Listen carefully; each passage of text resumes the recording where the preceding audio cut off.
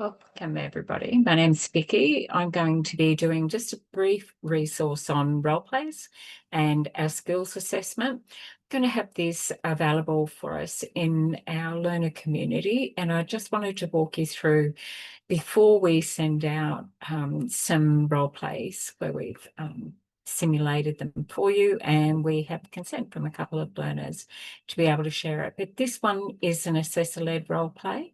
This is a core unit, so every learner in HADA will do this unit. This is CHCCOM002, and just a brief overview of what to expect with an assessor-led role play. And you're doing this with peers, maybe not your class, maybe another class who will also need to do this. So let me just walk you through. So with the role play recordings, by the end of this session, you'll have an idea of what's needed in the role play. Just this one I wanted to do for us, what we look for when we're assessing, and how to book in for ones that you need to do, like this one, assessor-led. How do we mark you? Look, it's a core unit.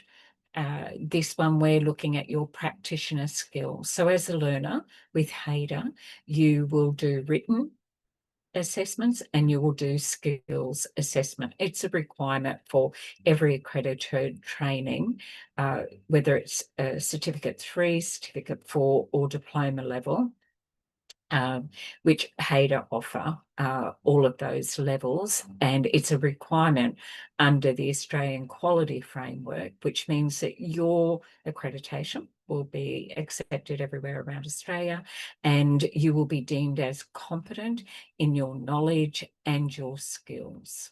So your role plays are your skills assessment. So there's a variety of how we do it. It will be progressively sometimes in classes where we've worked with learners, but that's absolutely no disadvantage. You can have a booked meeting of a learner support meeting we call LSMs, and you will have your learner support officers who will outreach you, find out how you're going. Some of those discussions will be held. You can have a one-on-one with the trainer. You can book your role plays through the learner support officers, especially if you are stuck finding someone to do that with. We already have a role play community called Discord, and it's got lots of resources, and this one I'm going to pop in up there as well. So you've got a full suite of do's and don'ts and helpful tips. This one, though, it's a group one, and I thought it might be helpful if I had a few of our learners jump in, do their role play, and then we do a debrief, and then how they found that experience as well. I think that might be helpful, hearing it from your peers rather than always from your trainer and assessor. So all learners are expected to participate appropriately in all of the skills assessment, as well as you're required to meet the benchmark for all of your written assessments. It's not only a HADA RTO, this is all RTOs who deliver this qualification. So successful outcomes are your competence or not yet competent. So you might get a satisfactory, which is a green tick, or you might get not yet satisfactory, try again. And if it's a try again, we'll give you feedback, and hopefully that will be a guide for you on what's the missing bit. And if there is something missing in your skills, we've got resources there that tell you about a part 2. If you miss something, if you missed introducing yourself, if it's pre-recorded by you, you need to tell us it's you. The same as you sign up on your written assessments, you need to validate that it's you doing that role play to make it your work. So you introduce yourself, you give some ID, that could be a photo ID, or it could be you stating your HADA student ID number. We'll accept those. You need to introduce the unit that you're doing and say what it is, and you'll need to have your background simulated as if you are doing that in a workplace environment, and you will need to present yourself visually as if you turned up for work. It's a simulated workplace skills assessment. All of those components make up how we assess you as sector ready. I'll go over that a little bit more. So with your role plays, let me just move myself out of the way there. Oh, sorry. There I go. All right. So role playing is client-based. So it's about the person, or in this one that we're doing, it's about the people who participate in the role play, who take on the role of members of your simulated work place, which we affectionately have either first access, literally, or Banksia Care, depending on the qualification you're doing. In that dashboard is all of your templates and policies and procedures, where we simulate what a workplace dashboard would look like. When you started a new organisation, they have their own. So role-playing is client-based, person-centric. You need to bring compassion, connection, and collaboration into that space. It isn't about you reciting, remembering. It's about you fully understanding the knowledge that you gained in your written, with your learner's guide, with your pre-recordings that are provided if you cannot make it to class, or if you attend class, they get unpacked in class. You get a copy of the slides as a resource, you get a pre-recording, and you get your learner's guide. And you have an e-learning space where you can have a practice run where it doesn't count towards your results, but it does help you with some sector language and being familiar, especially if you haven't studied for a little while. So don't let imposter syndrome stop you from role-playing your skills, gain your confidence, and reduce your fears. The more you do, the better you get. So if you get something sent back with some feedback, take that feedback on. You know, that is about not there yet. It doesn't mean that there aren't parts of it, and we'll give you that strength-based feedback. But if you haven't prepared, it will be evident. If you haven't read the instructions, that will also be evident to the assessor. And if you don't put all of those things in place, that we've given you the resource and the guidance, turn up sector ready, then that will also be evident, and those may be sent back to you. So role plays, I've just got an acronym here that I like to deliver in our classes, and we talk about this in class.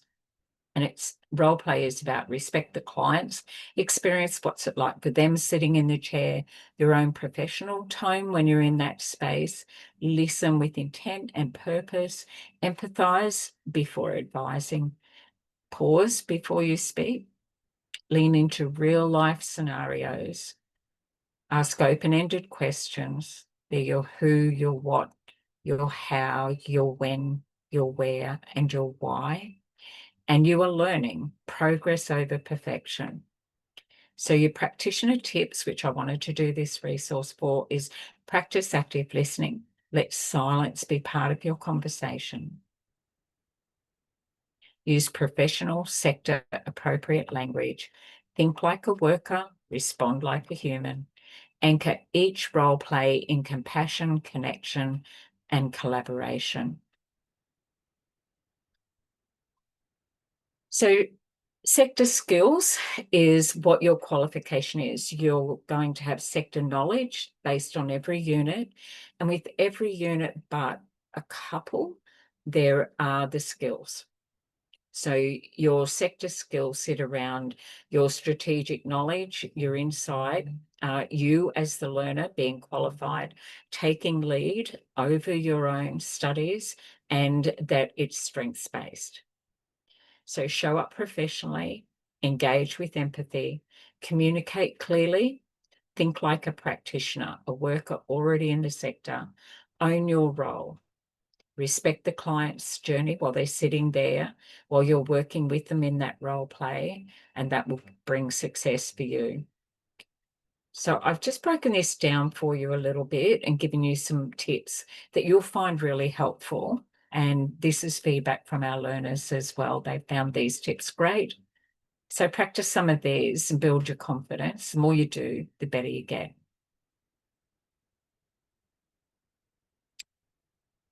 Oops. Okay. So don't be too hard on yourself with this space. It's a learning space. Everything is easy when we know how. So just taking you through what those role play acronym tips are that we've got here for you. Know that you've got your key learnings from your written, your knowledge, which underpins your conversation in a role play, because that's what it is. It's you having a session with the client in a scenario that's typical of what could happen in your day, in the worker role for the qualification that you're going for. Your homework is prepare and plan. Have a good understanding. Don't book a role play that's assessor-led until you feel confident that you've got a good understanding.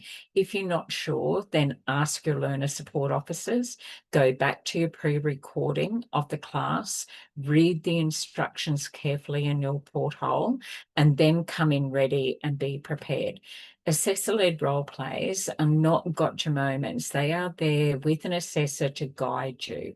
And if it's not there in what you present, they will unpack some of that for you in a self-reflection and a debrief at the end of that. Let's jump in and have a look at 3 learners who are doing their assessment live on the unit CHCCOM002. I'm going to make this part 2 of our resource, and I hope you find that helpful. One scenario, three learners, 3 completely different role plays and how they went about that. And I think you'll find it interesting and helpful and relaxed. I'll ask them for a debrief at the end of the session to be able to help. So this is part 1 on role play for CHC COM002, and there'll be a part 2 which will be the actual role play and the learners going through that and working that with you. Okay, so stay tuned, part 2. Before I jump out, let me set the scene before I go into that space. If you were going to be doing CHCCOM002, you would be turning up as if we were at a meeting. So change your scene. There we are. I've just set that. If you haven't got these selected in your Zoom, when you jump in, then find an appropriate picture on Google and paste it into your pictures and then drop that into your background. Think about your setting as well. So when it says simulated workplace environment, make sure that you create that. If I'm in a meeting, I would set my scene like this. I'm presented for work.